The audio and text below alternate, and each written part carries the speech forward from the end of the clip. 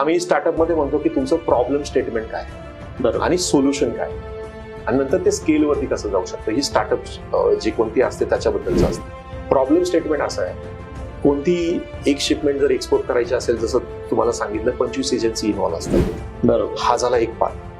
पण कॉर्पोरेटच्या बाबतीत जे मोठे मोठे कॉर्पोरेट आहेत, ज्यांच्या हजारो करोडचे एक्सपोर्ट आहेत, एक्सपोर्ट हाऊसेस आहेत, त्यांच्या पर डेला साधारण 10 शिपमेंट असतात आणि एका शिपमेंटला साधारण 20 ते 25 डॉक्युमेंट प्रिपेअर करावं लागतं. 24 माईलची ती कॉन्सेप्ट होती. हे प्रॉब्लेम स्टेटमेंट आम्ही घेतलं आणि म्हणलं की आम्ही डॉक्युमेंटेशन सगळे ऑटोमेट होते, त्यात ते डॉक्युमेंट पण डिजिटली साईन होतील आणि ते ईमेलनी, व्हॉट्सअपनी रिस्पेक्टिव्ह जी एजन्सी ज्यावेळी ट्रान्सपोर्टरला जातील, कस्टम हाऊस एजंटला जातील, फॉरवर्डरला जातील आणि पुढच्या ओव्हरसीज कस्टमरला जातील.